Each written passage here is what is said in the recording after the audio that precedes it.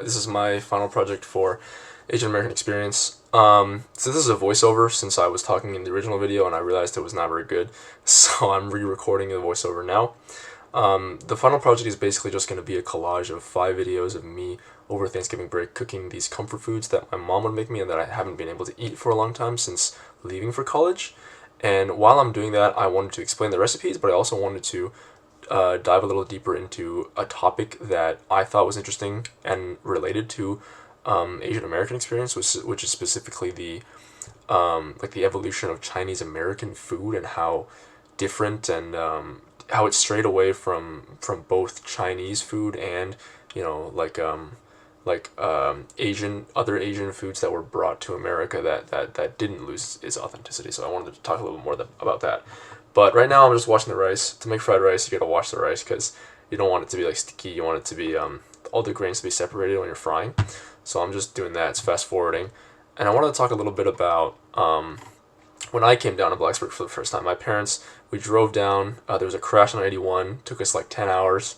10 hours to get to the crash, and it took us another like 6 hours to redirect ourselves and get to Blacksburg. So that was a horrible experience. But and here I'm just crushing garlic. I'm just doing aromatics. And what was I saying? There was a crash on 81. It was horrible, and I wanted to get some Chinese food because we're Chinese, so we wanted to do that. And then we went to a spot in Roanoke, and then it was like I never realized this, but we've never had Chinese American food since we're from Toronto. We just got real Chinese food or authentic Chinese from like more close to the food you would get in China. And my parents were like, what is this? They didn't like it because it was a bunch of fried stuff, and they didn't really understand that was actually a really popular thing, and I didn't either. I was kind of taken aback. Obviously I'd heard about it, but I had never firsthand experienced it. And so after that initial shock, I wanted to do a little bit more research. Where am I taking the camera? I'm adding oil and I'm frying the aromatics right now. And I wanted to talk a little bit about what the evolution of this Chinese American specific food looked like. And essentially my research broke it down into, I'm doing the egg right now actually. Yeah, we do the egg separately because I want it to be fluffy and not like make the rice wet. So I'm doing that right now. But I wanted to talk a little bit about how the first Chinese immigrants came over. Obviously, like, I think it was in like the early 1800s, mid 1800s, something like that.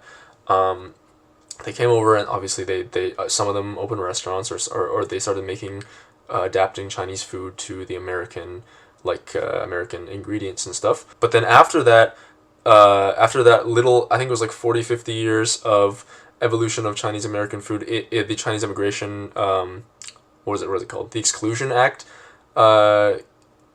passed, and so that kind of just cut Chinese immigration entirely.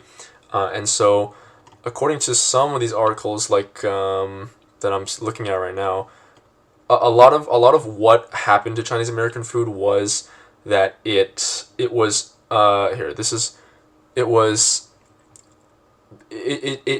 the way it is, like all fried and all like adjusted to American tastes because of the economic survival for Chinese immigrants and opening restaurants, and because since you could open restaurants for quite cheap back in the day, and you could also employ like a bunch of people, all your whole family and stuff. That's why there are so many Chinese restaurants everywhere, and why the food tastes the way it is.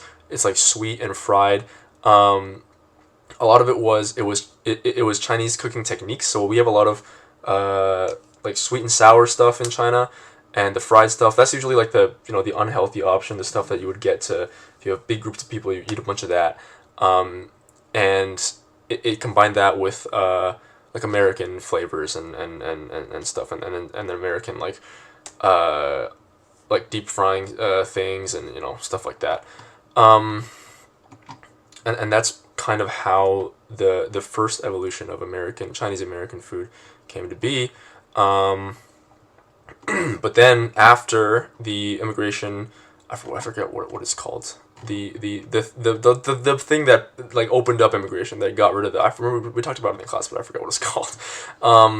After that happened, Chinese immigrants started coming here more. I'm just frying the rice right now. This is not very this is not very exciting. But after that happened, more Chinese immigrants started coming up, and then the Cold War and the world and the like a bunch of wars and essentially just exchange of soldiers to different Asian countries happened, and they came home, and everybody it got exposed to more authentic Asian foods, and people wanted more like we need this exotic like food, but then um, they don't want it to be so jarring. So then Chinese American food was like this is a perfect medium for it's not too different, but it's also it's Asian, it's exotic. So that's why it became so popular.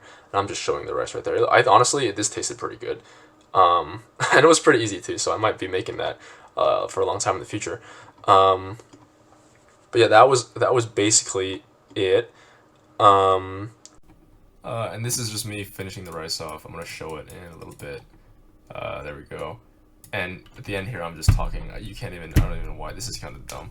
But can you hear a difference on my microphone? I was using the webcam microphone earlier, even though I have an actual mic. So that's great. Anyways, that was ketchup fried rice. Tasted good. Tomorrow, I think I did scallion pancakes. I brought those to the potluck. So yeah, we'll see tomorrow.